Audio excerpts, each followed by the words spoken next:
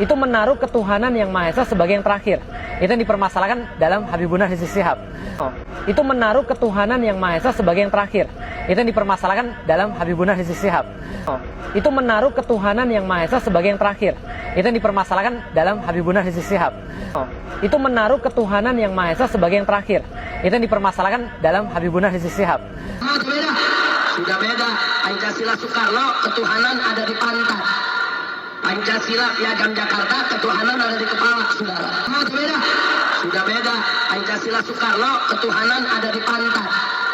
Pancasila Piagam Jakarta, ketuhanan ada di kepala, saudara. Beda. Sudah beda. Pancasila Soekarno, ketuhanan ada di pantat. Pancasila Piagam Jakarta, ketuhanan ada di kepala, saudara. Beda. Sudah beda. Pancasila Soekarno, ketuhanan ada di pantat. Pancasila Piagam Jakarta, ketuhanan ada di kepala, saudara.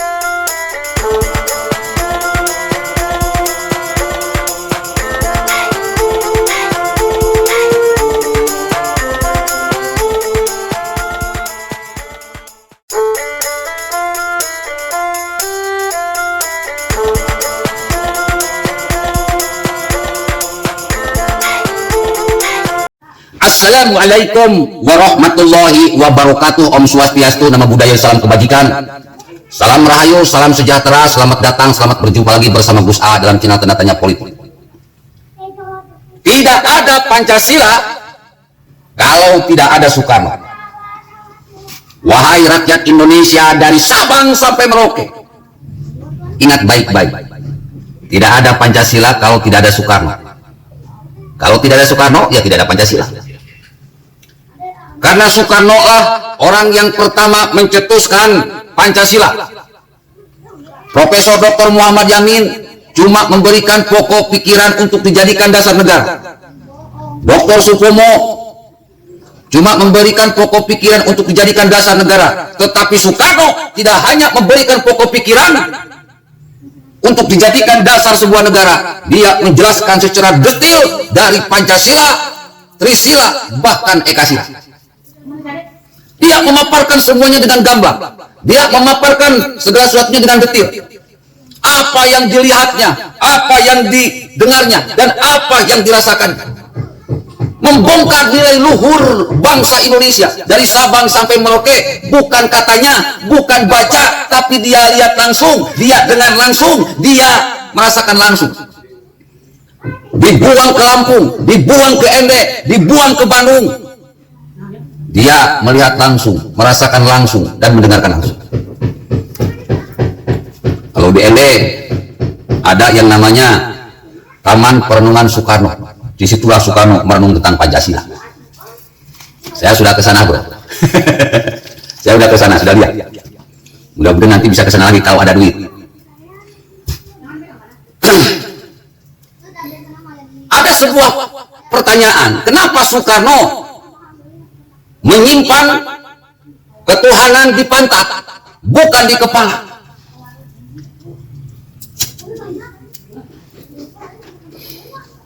Hinaan dan Rizik Syihab dan pendukungnya ini adalah sebuah bukti bahwa mereka ini pengkhianat, mereka ini bajingan, mereka ini kurang ajar, mereka ini musuh bangsa dan rakyat Indonesia. Dia menghina Soekarno tanpa tahu sejarah Indonesia yang sebenarnya seperti apa. Menafsirkan segala sesuatunya dengan pantatnya.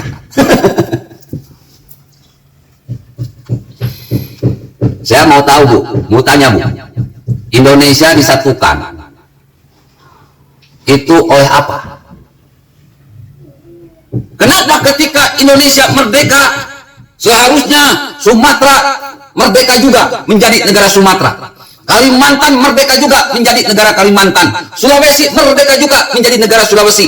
Maluku merdeka juga menjadi negara Maluku. Papua merdeka juga menjadi negara Papua. Flores merdeka juga menjadi negara Flores. Lombok merdeka juga menjadi negara Lombok. Sumbawa merdeka juga menjadi negara Sumbawa. Bali merdeka juga menjadi negara Bali. Jawa merdeka juga menjadi negara Jawa. Harusnya kan gitu. Tapi kenapa tidak terjadi? Karena Indonesia sudah bersatu sebelum merdeka. Pemerintah belum ada, DPR belum ada, MA belum ada, BPK belum ada, TNI Polri belum ada. Bahkan negaranya pun belum ada. Indonesia sudah bersatu sebelum merdeka. Apa yang membuat Indonesia bersatu?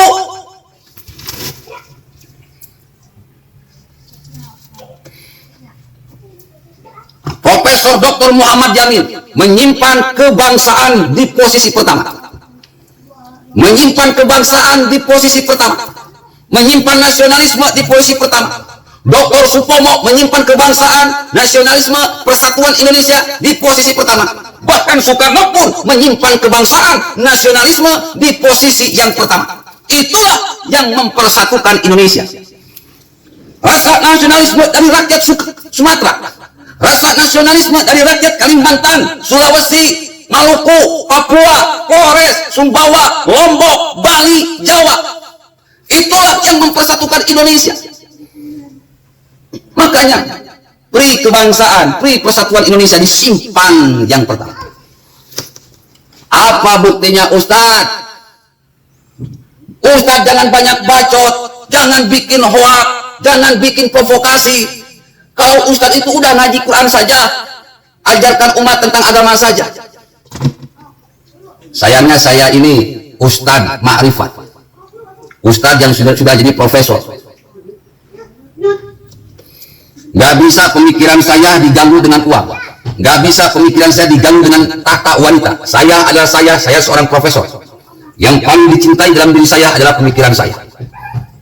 Alladzina yadhkuruna Allaha qiyaman wa qu'udan wa 'ala junubihim. Zikirku adalah berpikirku, berpikirku adalah zikirku.